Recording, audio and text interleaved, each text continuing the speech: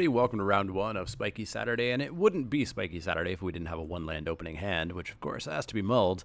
That looks a whole lot better to me. We've got a turn 1 Neonate, a turn 3 Howl Pack, turn 4 Castigator if we want to roll the dice, so I will keep, and I will put a Farbog on top. Why not? We have the lands to play it. We are on the draw, which makes things a little bit better. And we're up against white something. So we're going to go Mountain, Neonate, and pass the turn. Nothing to madness just yet, but that's okay. White, red. It's somebody who took our cards.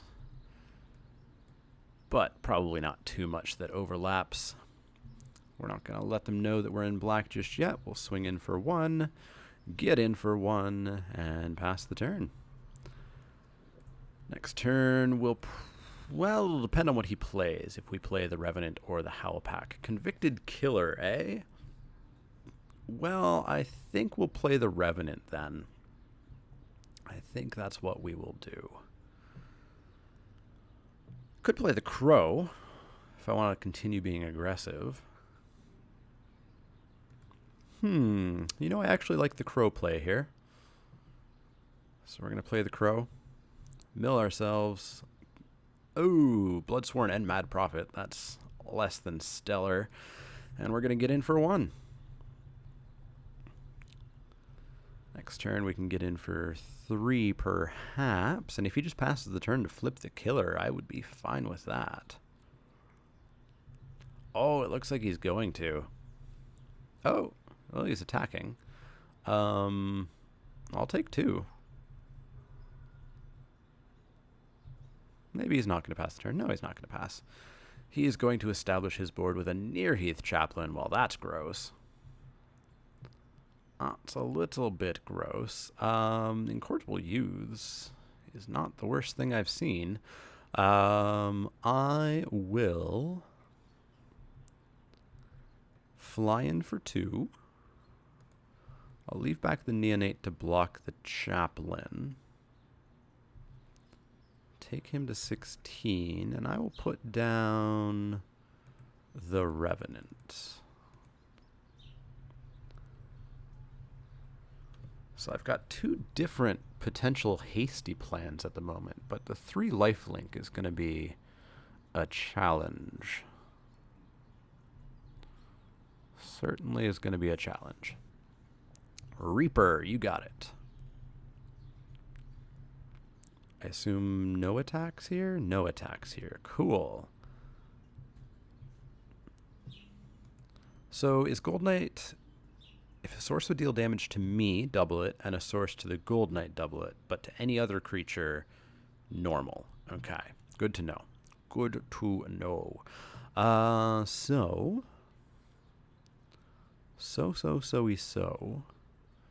I could come in for 1 with the Revenant. Or I could just come in for... 4 with the Castigator. He could block it or take 4. I could block the Reaper. Take him to 12. Take him to 8. Not the best of choices, though. Not the best of choices. Well, the Reaper's coming in next turn regardless. What do?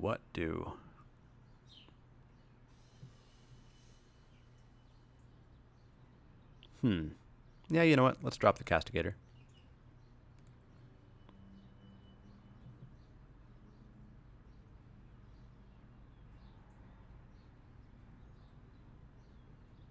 And I will come in for 1 lifelinky.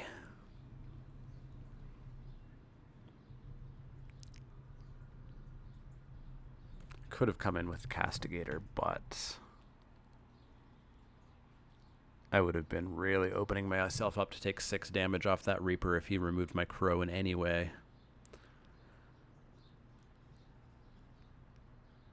That's a lot of mana. 5-drop, red or white. What are we looking at? Another Reaper? Avacyn? Come on, play Avacyn. Oh, reduced to ashes. Golden Knight Castigator's dead. Oh, that was short-lived. In for 3. You got it. In for 2 as well. Yeah, you got it. I'll take 5.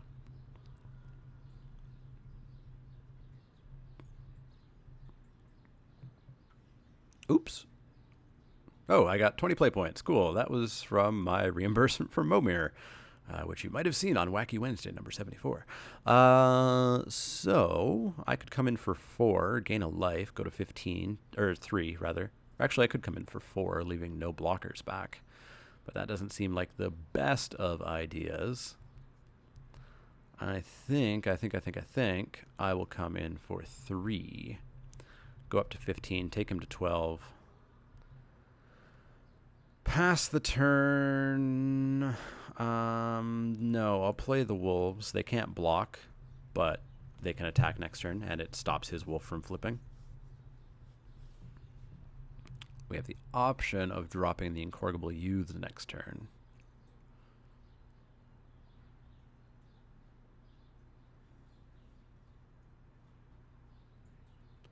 Stupid Nearheath Chaplain.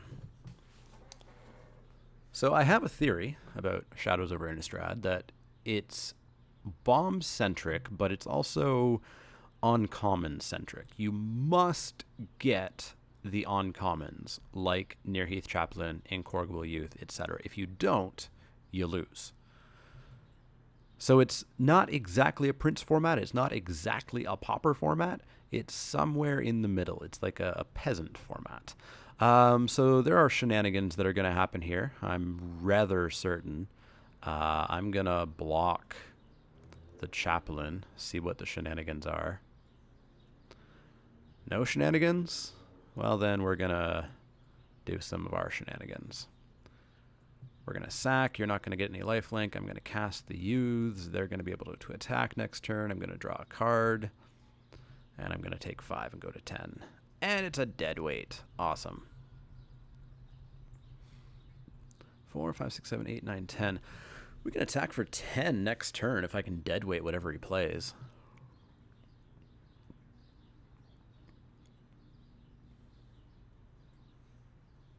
But then he would attack back for 3, 6, 7, 8. Take me to 2 as well. Apothecary Geist. Can't dead weight that. Ooh, twins. Twinsies. All right. So.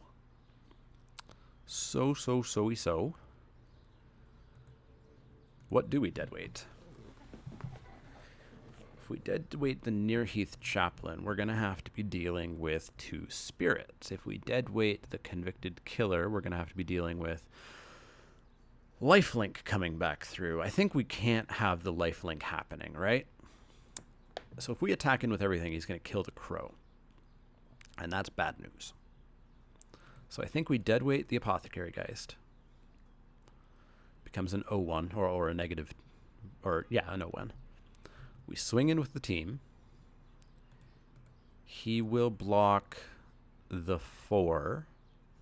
He's got 1 card in hand. He'll block the 4. He'll take, what do you got? 3 mana? Oop. Was it a sorcery? Or is it something he needs to do blocks for first? What was he tapping out for? He's blocking the 3, so it's going to kill the 4/3, whatever it is that he has. 3 mana. Fiery Temper. Gross. So we're going to get in for 3. Far less than we had hoped. We get to drop the twins. They can block some stuff, I guess. But we're not in nearly as good a shape as we thought. We're both in top deck mode, though. So whose board is better? I think his 3/3 flyer is better. His 3/1 lifelink is pretty solid, too. In for 3. Take me to 8. Sounds good. Did you top deck a card? Doesn't look like it. He flips his dude. Do I top deck a card? I kind of do. I'm going to play it.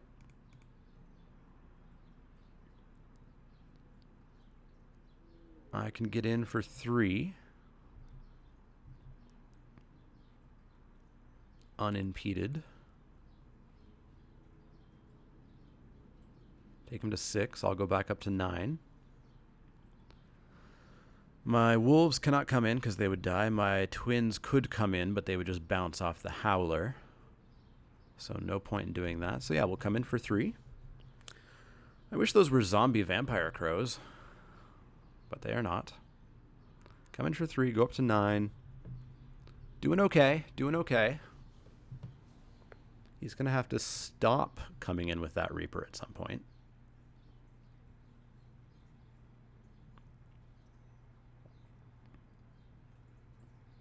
Do I have any hasty guys left? I don't think so. Korgwil youths are gone. The Castigator's gone. The Bloodsworn is gone. Everything is gone.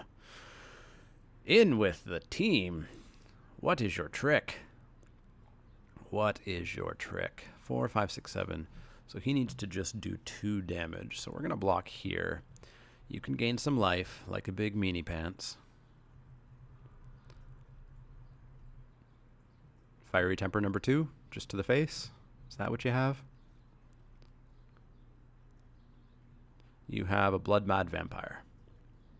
And you have something else.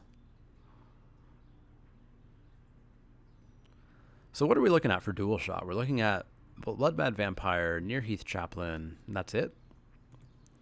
Probably not worth bringing in just yet. Spirits, if he brings that back. So we needed to be faster is really the prime story. Hey, Fiery Temper. 3, 6, 7, 8, 9. Well, he has an answer or he doesn't. He has an answer or he doesn't.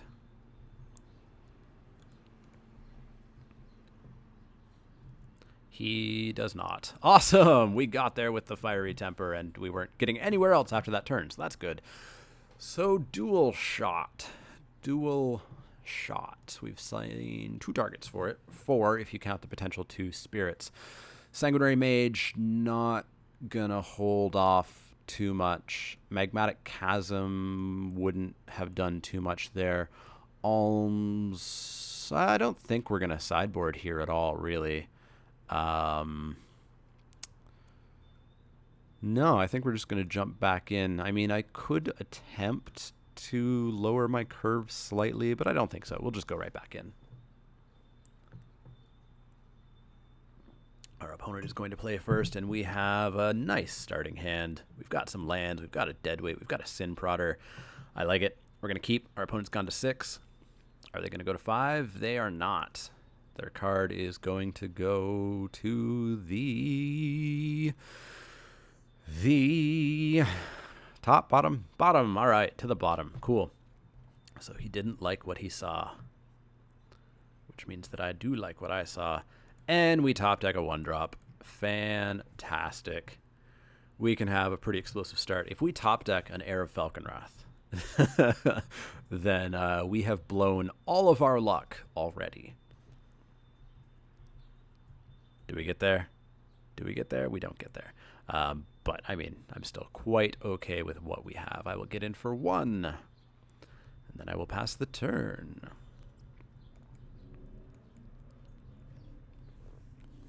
And then what does he get for 3? Cathar's Companion. So I probably don't... Oh, I can just deadweight it. I don't really want to run a 4-3 into a 3-1. Doesn't sound like a great idea. So I could deadweight it, or I could Sin Prodder. Sin Prodder might put some more kind of pressure on him.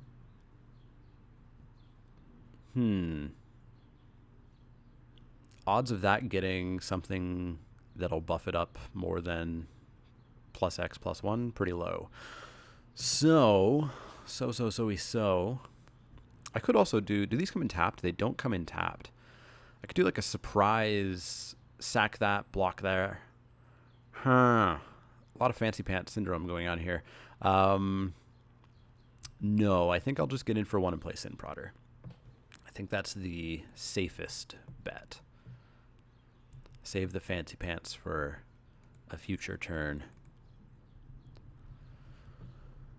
Sin Prodder, we will not block, so we will take 3, go to 17. pair of menace guys is pretty good to have down when we can potentially remove a blocker and get in for 4 next turn. Draw a mountain, get in for 4 in the air. Inspiring Captain. So you've got a 4-2 for the turn. Hit me for 4. Be my guest.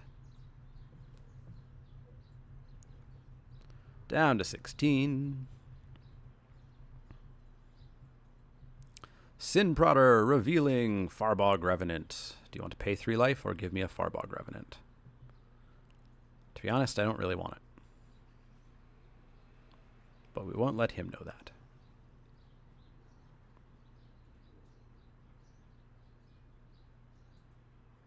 Take 3, take 3, take 3, take 3. What I really want is a land. Take 3. Do it. Oh, he lets me have it. Sinister Concoction. Spicy.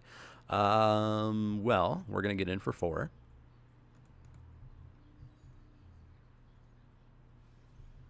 Take him to 14. And we're going to deadweight. And yeah, I'll let him know that I have a Sinister Concoction kicking around and something of his might just die. Need to draw that land so I can Sinister Concoction into the Incorrigible Youths.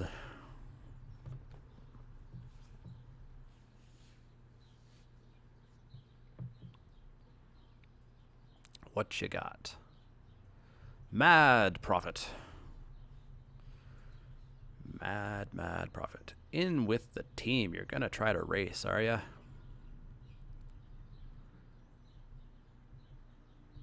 Alright, so you've got me to 11. I'm going to show you an Olivia's Bloodsworn. I imagine you don't want me to have a Hasty Flyer.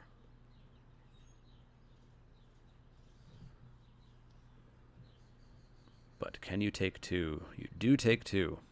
Do I hit a land? I don't hit the land that I need. Gross. So, what are the options here? I could sack the Neonate, hit the Youths, potentially draw a land, but I won't know that I draw the land until after. So I could take him to 5, potentially. I would take 5 in the crackback. But then I can do 4 in the air that he won't even know about. And we've got Menace, and we can remove something. Yeah, I think we'll do that. So we will discard the Youths. We will cast the Youths. We will draw a card and hope it's a swamp. It's not a swamp. But we will get in for 7.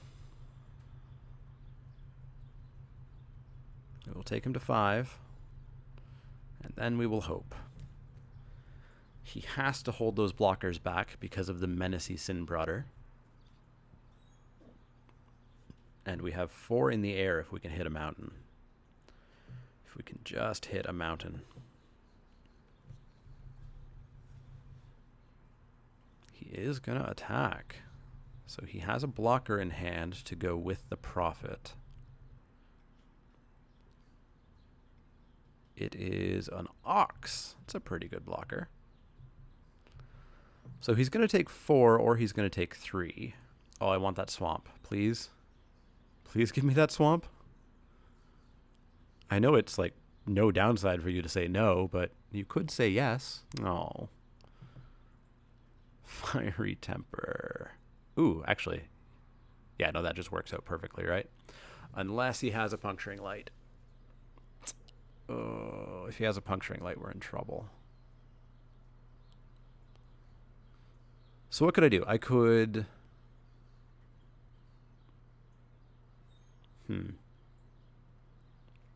I really need that other island.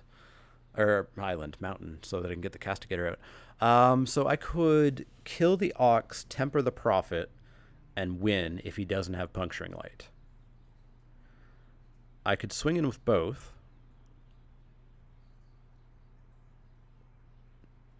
and get in for 4 or 3 and then temper the face. I think that's the safer bet. If he has the light, he has it. But he's got 1 card in hand. Just 1. Actually, maybe he has a temper. He is going to block there and take 3.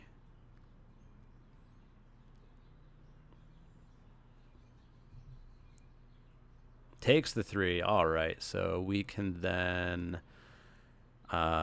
say kill that. Boop. Discard Fiery Temper. Cast Fiery Temper. And hit him in the face for a 3. Awesome. Got there. So we're 1-0. Awesome. This deck is actually doing okay. It's doing what I wanted it to do. We haven't seen Triskaidekaphobia yet. Hopefully we see it by the end of the draft, but I'll see you guys for round 2 where hopefully we can keep this up.